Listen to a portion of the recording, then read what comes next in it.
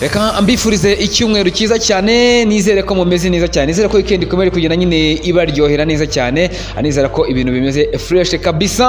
Amakuru y'imikino atandukanye, update ziba zarabaye cyangwa se ziba zarabaye ku munsi w'ejo ndetse n'uyu munsi rero byinshi biba bigiye bihari muri siporo muri rusange. Amakuru y'imikino atandukanye ku mugabane w'i Burayi, amashampiyona yari yakomeje kabisa. Rero Premier League bakinaga, ekipe ya Arsenal yitwara neza izindi kipe ya Southampton ibitego 3-1, ikipe nka Liverpool nayo itsinda, ikipe ya Manchester City nayo yatsindaga ibitego 3 kabisa kuri buri tsinda. Ikipe ya Fulham ni ku munsi w'ejo. Uyu munsi hari imikino myinshi itandukanye tuza kuba tugenda tugarukaho muri rusange.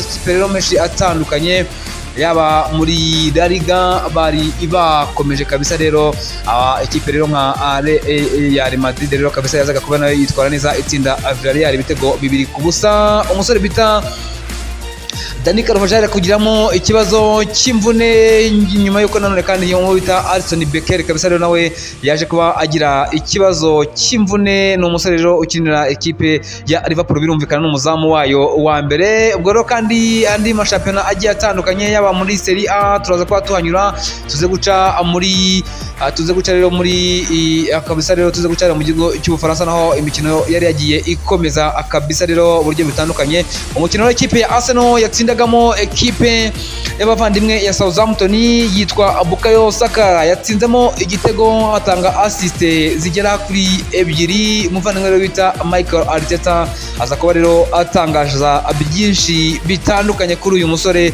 avuga ati ku myaka ye ndetse nuko angana ari gukora ibidasanzwe, ibintu umuntu atapfa kwiyumvisha. Tuze kuba rero tugenda tubigarukaho 5-5. Kandi mu Rwanda umukino wari guhuza ikipe ya Rayon Sport ndetse n'ikipe ya APR FC wongeye gusubikwa, ariko ntiharatangazwa nyine itariki y'umukino uzakiniraho. Ni nyuma y'uko ikipe ya APR FC itanze ubusabe yandikira Rwanda Premier League ndetse na Ferwafa ibamenyesha ko cyangwa se ibasaba ko bazakina rero umukino cyangwa se umukino bari guhura muri ikipe ya Rayon Sport wakwimurwa. Ni nyuma y'uko bavuga bati reka tuzakina ikipe ya Gasogi n'ubundi ku itariki ya 19 z'ukwezi kwa 10, ati Gasogi niyo yari hari, tuzaba rero dukina nyuma y'uko rero twakina uwo mukino wa Rayon Sport ushakirwe indi tariki. N'andi makuru menshi atandukanye ari kuvuga muri sport rero ngiye kuza kuba angarukaho muri rusange.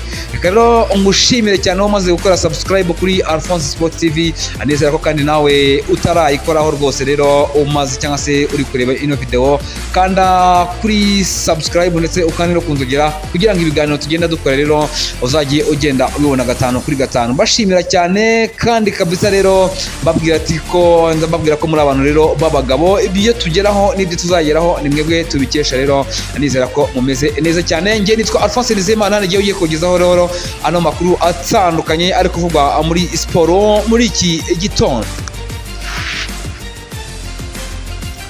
Reka duhere rero hano mu gihugu cyacu cy'u Rwanda, duhere ku mukino wari kuzahuza ikipe ya Rayon Sport ndetse n'ikipe ya APR FC. Umukino rero waba kuzakinwa tariki 19 z'ukwezi kwa 10 umwaka w'2024 muri Rwanda Premier League. Uyu mukino rero wamaze kuba usubikwa nanone wimurirwa indi tariki tutaramenya.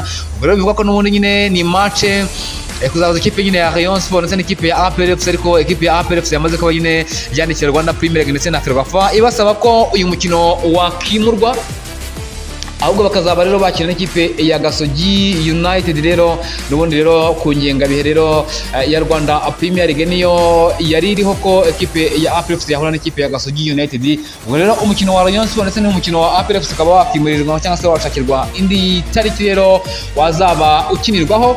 Ubwo rero bivuze iki? Bivuze ko ikipe y'ubundi nyine ni umukino umaze kwimurwa, dore ko wari gukinwa tariki 14 z'ukwezi kwa 9, ariko biza guhura nuko rero ikipe ya APR FC yari gukina n'ikipe ya Azamo muri CAF Champions League, iza no kuba yisezerera ku giterane cy'ibitego 2-1.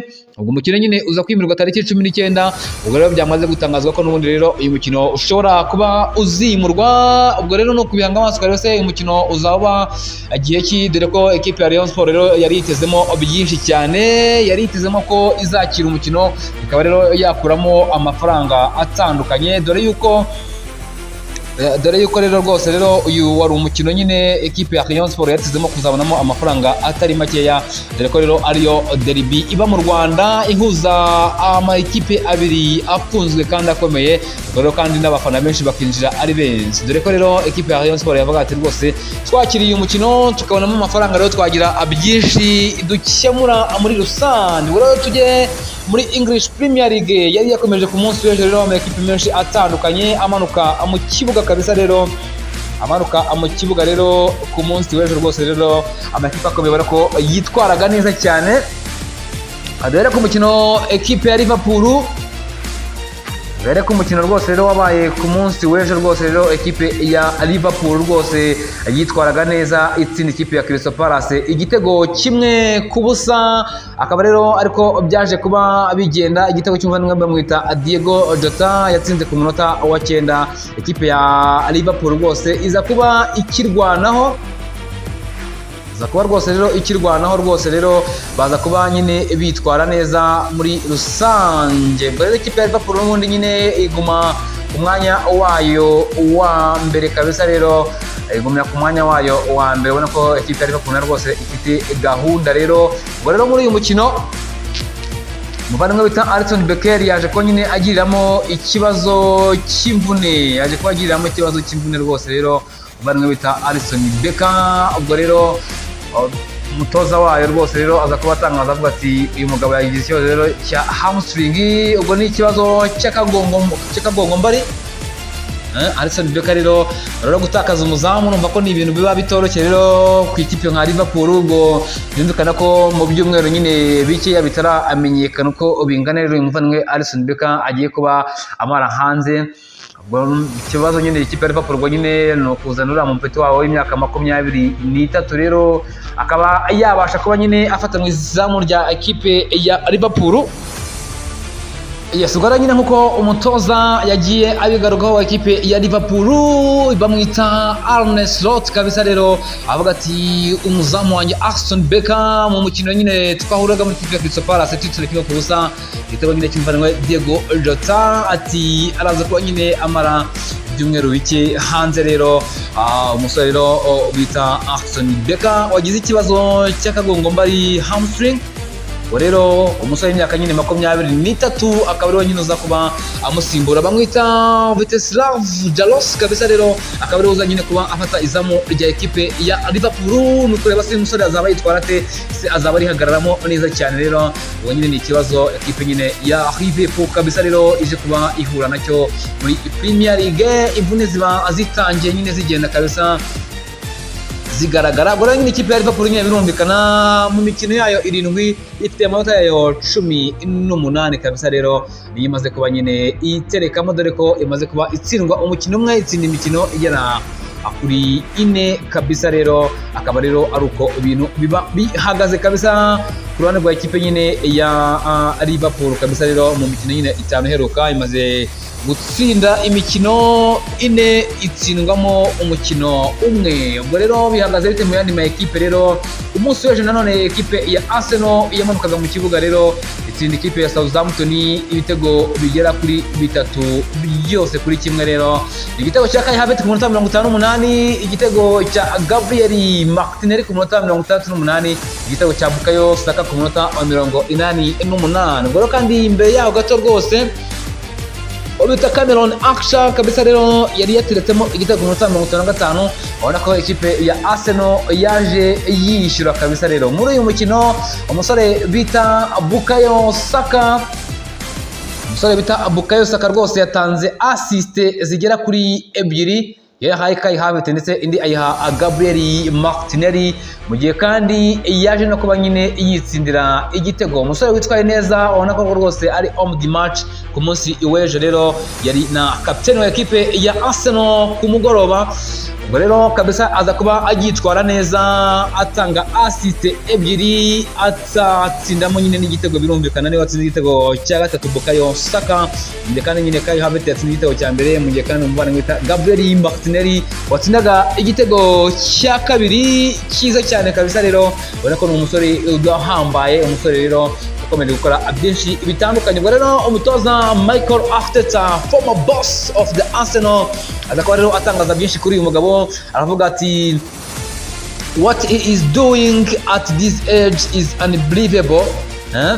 Avuga ati rero uyu musore wanjye ati ibyo ari gukora no ku myaka ye ati ni ibintu rwose by'agatangaza, ni ibintu umuntu atapfa kwiyumvisha rwose. Rero uko rero yaje kuba nyine agenda atangaza byinshi kuri uyu musore rero bita Bukayo Saka, rero ukora wakoze byinshi bitandukanye. Rero birumvikana rwose rero umusore bita Bukayo Saka w'imyaka 23 kabisa, rero ukora byinshi bitandukanye. Ikipe ya Arsenal ikomeza kugaragaza ko ishaka igikombe cya shampiyona, ikomeza kugaragaza ko rwose rero ifite cyangwa se ifite ubudahangarwa. Ubona ko ni ikipe ikomeye cyane izagaragaza byinshi bitandukanye. Umugabo rero bita Bukayo Saka n'ubundi ubwo basiraga ikipe nyine ya Paris Saint-Germain, n'ubundi ababyibuka rwose rero umusore umaze gutsinda cyangwa se umusore waje kuba nyine atanga naho assist rwose. Rero ubwo basinaga nyine ikipe ya Paris Saint-Germain ibitego bigera kuri 2 byose ku busa. Rero nyango ni umusore rero ukomeje kugenda rero yigaragaza cyane nyuma ayuko rwose rero ari umusore ukiri mutoya utanga icyizere muri ekipe ya Arsenal. Nwakibaza se vanwe bita Bukayo Saka, iyi ekipe ya Arsenal izamugumana byo kwibaza cyane. Rero umuntu nyine yaba agenda nyine yibazaho kabisa. Muri rusange rero Bukayo Saka rero ukomeje kugenda nyine yitwara neza muri ekipe ya Arsenal. Rero ubona ko n'umusore uri gukora byinshi bitandukanye. Twageze kuri ekipe ya Manchester City, nayo yitwaraga neza cyane. Rero ekipe ya Manchester City itsinda ibitego 3-2 itsindaga ikipe nyine ya Fulham. Ubita Matteo Kovacic ku munota 32 yishyuraga igitego cya cyatsinzwe n'umuvandimwe bita Andreas Pereira kabisa ku munota wa 26. Umuvandimwe bita Jeremy Doku ku munota wa 82 atsinda igitego cya gatatu. Ubu nyine Matteo Kovacic kabisa ku munota 32 ndetse na 47 niyo nyine atsindaga ibitego 2 kabisa wenyine muri uyu mukino. Ubona ko n'umusore witwaye neza Matteo Kovacic. Michael Rodri adahari mu ekipe ya Manchester City, ubona ko n'umusore waje kuba nyine agaragaza byinshi bitandukanye, wagaragaje ko ari cyo yafasha rero ekipe ya Manchester City. Mu kandi nyine umuvandimwe bita Andreas Pereira ku munota 26 nawe yatsindaga igitego ndetse na Rodrigo Muniz ku munota 48 aza kubatekamo igitego cya kabiri, biza kurangira nyine ekipe ya Manchester City yegukanye intsinzi y'amanota agera kuri 3. Amanota nyine agera kuri 3 birumvikana. Ubwo rero kandi andi ma ekipe atandukanye ku munsi w'ejo hariya mu gihugu cy'Ubwongereza yitwaraga neza rwose, agenda akora byinshi nyine bitandukanye. Ni ekipe birumvikana, ekipe ku munsi w'ejo zitwaraga neza ni ekipe ya Leicester City yatsindaga ikipe ya Bournemouth igitego 1-0. Ikipe ya West Ham itsinda ikipe ya Ipswich Town ibitego 4-1. Brentford yanyagiraga ikipe ya Wolves ibitego 5-3. Nako n'umukino wabonetsemo ibitego byinshi, ibitego bitari bakeya. Rero mu gihe kandi nyine ekipe kabisa rero y'abavandimwe ya Everton yanganyaga n'ikipe ya Newcastle ubusa. Uyu munsi ikipe Aston Villa iraza kwakira ikipe ya Manchester United ku isaha 9. Atekereza ko ikipe ya Manchester United rwose iraza kuba yikura ku kibuga cya Aston Villa abiza kugorana. Ikipe ya Chelsea iraza kwakira ikipe ya Nottingham Forest, ikipe ya Brighton yakira ikipe ya Tottenham ku isaha 11 n'igice. Mu gihe kandi rero ku rutonde rwa shampiyona uko bihagaze ku rutonde rwa shampiyona, ekipe ya Liverpool iri ku mwanya wa mbere n'amanota 18 mu mikino yabo 7. Ikipe ya Manchester City ku mwanya wa kabiri n'amanota 17. Ekipe ya Arsenal ku mwanya wa gatatu n'amanota 17. Inganya n'ikipe ya Manchester City batandukaniye ku bitego bazigamye. Mu gihe kandi rero ikipe ya Chelsea ku mwanya wa kane n'amanota 13. Ekipe ya Aston Villa ku mwanya wa gatanu n'amanota 13. Ubona ko rwose mu myanya ya mbere yihariwe n'ama ekipe rwose akomeye yagakwiye kuba hari, uretse nyine ikipe ya Manchester United ubona ko yo ikirepfiyo rwose, ikirepfiyo ku mwanya wa 14 n'amanota 7 yonyine mu mikino 6. Ubona ko niyo ekipe nyine itari kwitwara neza muri rusange. Ku mwanya wa 20 bayita Wolves n'amanota 1, Southampton ku mwanya wa 19 n'amanota 1, Crystal Palace amanota 3 ku mwanya wa 18. Akaba ari uko bimeze rero ekipe akaba ari uko ibintu bimeze kabisa. Rero ubwo nuko ibintu bihagaze. Twerekeze mu yandi mashampiyona atandukanye, reka twerekeze muri La Liga. La Liga rero yabaga nyine naho ku munsi w'ejo rero bari baje kuba nyine bagenda bakomeza bamanuka. Ekipe rero y'abavandimwe rero ya Real Madrid ku munsi w'ejo yatsindaga ibitego bigera kuri 2 byose ku busa. Yatsindaga ikipe y'abavandimwe ya Villarreal rero ibitego bigera kuri 2 byose ku busa. Rero igitego cya Federico Valverde ku munota wa 14 ndetse na Vinicius Junior ku munota wa 73, umunota wa 73 rero akaba aribwo baje kuba nyine bitwara neza cyane kabisa. Rero umukino wari ukomeye, umukino Kylian Mbappe yakinnye nyuma yo kudahamagarwa mu ikipe y'igihugu rero ya Ubufaransa. Umukino yaje kuba agaragaramo,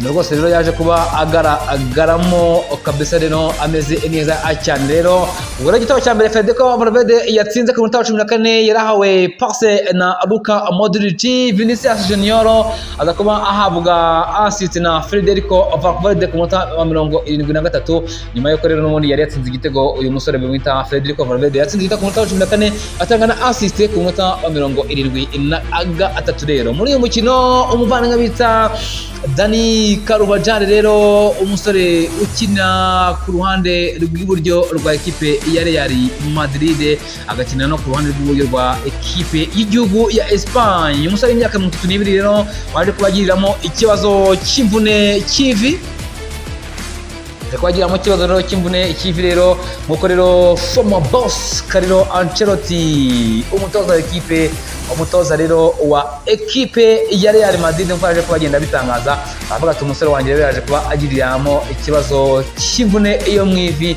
Ubwo rero ntabwo turamenya cyangwa se ntabwo turamenya igihe azamara hanze. Ubwo no kubihanga amaso rero tukareba se uyu musore bita Dani Carvajal kabisa rero araza kuba amara igihe kingana iki hanze, ese araza kuba amara igihe kingana iki, nyine iyi mvune ye iraza kuba abimeze biterwa no kuza kubireba rero tukareba cyangwa se mu minsi iza rwose tukaza kumenya rero igihe araza kuba nyine amara hanze. Ariko igihe ari cyo nuko rwose bitazajya munsi nyine y'ukwezi, kuko ni ikibazo rero cy'imvune agomba kuza kuba nyine abagwamo, muza kuba rero abagwamo rwose. Rero nuko biraza kuba bimeze nyuma yuko nyine agonganye n'umuvandimwe bita Yeremy Pino wagiyemo asimbuye kwa rwa Villarreal. Rero aza kuba nyine agiriramo ikibazo cy'imvune, nkuko rero baje kuba nyine bagenda babitangaza ati serious cruciate ligament injury confirmed. I am going to have to go through surgery and be off of the field for the few months. Carvajal rero w'imyaka nyine 32 kabisa. Rero nuko yaje kuba nyine atangaza ku rukuta rwe rwa Instagram, aravuga ati naje kuba ngiramo ikibazo cyangwa se byaje kuba byemezwa yuko mfite ikibazo cya ligament injury. Ligama nyine ni imitsi birumvikana yahariya nyine mu ivi bigendamo izamuka. Rero aravuga ati ngiye gukorerwa operation cyangwa icyo bita surgery. Rero ati ndaza kuba rero mara igihe cy'amezi make ya hanze rero nakina umupira cyangwa se nakina ikipe yanjye ya Real Madrid, ndetse ubu birumvikana niko atazaba nakina ikipe y'igihugu nyine ya Espagne. Umusore w'imyaka 32 rero yaje kuba nyine abyandika ku rukuta rwe rwa Instagram. Rero bamwita Dani Carvajal kabisa. Rero umusore w'umuhanga ikipe ya Real Madrid nayo nyine bahuye n'ibibazo nyine byo kubura Dani Carvajal. Rero ubwo nyine no gusaka umusimbura we birumvikana. Rero dukomeza cyane rero n'indi mikino yabaga ku munsi w'ejo mu gihugu cya Espagne. Rero habaga imikino myinshi itandukanye, amakipe menshi agenda yitwara. Ikipe ya Celta Vigo atsinda ikipe ya Las Palmas igitego kimwe ku busa. Ikipe ya Osasuna nyuma yo gutsinda ikipe ya Barcelona mu mukino uheruka rero banyaga ikipe ya Getafe igitego kimwe kuri kimwe. Rayo Vallecano itsinda ibitego 2, ikipe ya Valladolid rero 2-1. Ikipe ya Espanyol itsinda ikipe ya Mallorca ibitego 2-1. Kandi ikipe ya Leganés yanganyaga ubusa ku busa n'ikipe ya Valencia banganyaga ubusa. Rero akaba ari uko bimeze Ubwo rero ku rutonde rwa Shashase uyu munsi ikipe ya Arves iraza kwakira ikipe ya FC Barcelona ku isaha 10:15. Ikipe ya Girona ikipe ya Atletico Club ku isaha 8. Ikipe ya Sevilla ikipe ya Real Betis ku isaha 12:00. Real Sociedad ikipe ya Atletico Madrid ku isaha 3. Akaba ariko rero biza kuba abihagaze rero ku rutonde rwa championnat ikipe ya FC Barcelona n'amanota 21 mu mikino 8. Ikipe ya Real Madrid n'amanota 21 mu mikino 9. N'amako ikipe ya Barcelona ndamutsinze irahita ikomeza yirusha amanota agera kuri 3. Mu gihe kandi ikipe ya Villarreal ku mwanya wa 3 n'amanota 17. Ikipe ya Atletico Madrid ku mwanya wa 4 n'amanota 16. Muri Serie A naho bari bakomeje rero muri Serie A bari bakomeje rero ama ekipe menshi agenda ayitwara neza. Ku munsi w'ejo bakinaga hariya muri Serie A kinaga rwose hariya muri Serie A match zitandukanye rero zabaga ku munsi w'ejo. Ikipe ya Cagliari yatsinaga ikipe ya Cagliari ku munsi w'ejo yamanukaga mu kibuga. Ikipe ku munsi w'ejo ya Atalanta yatsinaga ikipe ya Genoa ibitego 5-1. Ikipe ya Udinese yatsinaga ikipe ya Lecce igitego 1-0. Napoli itsinda Como 3-1. Muri kandi ikipe ya Verona yatsinaga ibitego 2. Ikipe ya Venezia 2-1. Kino wabaye ku munsi wo kuwa gatanu rero Napoli yitwara neza itsinda ikipe nyine ya Como 3-1. Uyu munsi rero ikipe ya Lazio iraza kwakira ikipe ya Empoli ku isaha 9. Bologna ikipe ya Parma ku isaha 9. Ikipe ya Monza ikipe ya Roma ku isaha 12. Ikipe ya Fiorentina ikipe ya Milan ku isaha 2:45 kabisa. Nuko biza kuba abihagaze muri rusange. Nuko biza kuba abihagaze muri rusange mu gihugu rero cy'Ubutaliyani kabisa. Mu gihe kandi muri Ligue 1 ku munsi w'ejo nabo bamanukaga rero mu kibuga amakipe menshi atandukanye yitwaraga neza cyane hariya rero muri Ligue 1 kabisa. Ubona ko byari ibintu bitoroshye namba. Ekipe y'abavandimwe ya Lille ku munsi w'ejo rero yatsindaga ekipe kabisa ya Toulouse ibitego 2-1. Mu gihe kandi ikipe ya Monaco yatsindaga ikipe ya Rennes ibitego 2-1. Ikipe ya Saint-Etienne yatsindaga ikipe ya Auxerre 3-1. Mu gihe kandi ikipe rero ya Marseille yanganyaga igitego 1-1 n'ikipe ya Angers. Umukino wabaye ku munsi wo kuwa gatanu kabisa rero akaba ari uko byari bihagaze kabisa rero ku munsi w'ejo mu gihugu cy'Ubufaransa kabisa rero akaba ari uko byari bimeze. Ikipe ya Marseille ikipe ya Angers zose zabonye ikarita y'umutuku ku munsi wo kuwa gatanu. Umukino wa ku munsi wa gatanu ubona ko rwose rero ibintu rwose rero bitari byoroshye habe inamba. Bamwita Barikora rero n'umaze gutsinda ibitego byinshi. Jonathan David ibitego 5, Marcel Greenwood ibitego 5 wa Marseille rero akaba ari uko bihagaze hariya mu gihugu cy'Ubufaransa. Uyu munsi rero hari match zitandukanye. Ikipe ya Lille iraza kwakira ikipe ya Nantes ku isaha 9 n'umukino ukomeye. Ikipe ya Rennes yakira ikipe ya Montpellier ku isaha 11. Ikipe ya Strasbourg yakira ikipe ya Rennes ku isaha 11 nayo. Ikipe ya Brest yakira ikipe ya Le Havre ku isaha 11 kabisa. Hariya mu gihugu cy'Ubudage bimeze bite Bundesliga ku munsi w'ejo naho rwose rero amakipe atandukanye yitwaraga neza. Ku munsi w'ejo ikipe ya Real Leverkusen nayo ititwaraga neza cyane ko yagiye inganya kabisa ku munsi w'ejo. Ku munsi w'ejo rero ikipe ya Union Berlin yatsindaga ikipe ya Borussia Dortmund ibitego 2-1. Gayika rwose ikipe ya Borussia Dortmund nyuma yo kutitwara neza muri UEFA Champions League iraje ikuruswa n'ikipe rero ya Union Berlin ibitego 2-1. Kandi rero ku munsi wa gatanu ikipe ya Augsburg yatsindaga ikipe ya Mönchengladbach ibitego 2-1. Ikipe ya Werder Bremen itsindwa n'ikipe ya Freiburg igitego 1-0. Ikipe ya Wolfsburg itsinda ikipe rero ya Bochum ibitego 3-1. Mu gihe kandi ikipe ya Real Leverkusen yanganyaga n'ikipe ya Kiel Holstein ibitego 2-2. Mu gihe kandi ikipe rero ya St Paul yatsindwa n'ikipe ya Mainz ibitego 3-0. Uyu munsi ikipe ya Werder Bremen iraza kwakira ikipe rero ya Leipzig ku isaha 9:30. Ikipe ya Eintracht Frankfurt yakira ikipe ya Bayern Munich ku isaha 11:30. Ikipe ya Stuttgart ku isaha 8:30 iraza kwakira ikipe ya Hoffenheim. Ku rutonde rwa shampiyona uko bihagaze nta kundi. Ikipe ya Bayern iri n'amanota 13. Ikipe ya Eintracht Frankfurt n'amanota 12. Freiburg ku mwanya wa gatatu n'amanota 12. Ikipe ya Leipzig ku mwanya wa kane n'amanota 11. Ikipe ya Bayer Leverkusen nyuma yo gutwara shampiyona y'umwaka ushize amanota 11 rero ku mwanya wa gatanu. Ubona ko iri kugenda ititwara neza cyane. Bamwita Omari bamwita Omari Marmoush kabisa rero ni umaze gutsinda ibitego byinshi afite ibitego 6 Harry Kane wa Bayern Munich afite ibitego 5 Jonathan afite ibitego 5 akina ikipe ya Mayence rero akaba ari uko bimeze kabisa rero ku mugabane w'Uburayi amakuru atandukanye byinshi bitandukanye kabisa rero kugenda bivugwa nyine nibyo muri ruhago kabisa rero biramutse bivuga kuri uyu umunsi rero mbashimira cyane nizera ko ukomeza kugenda ukora subscribe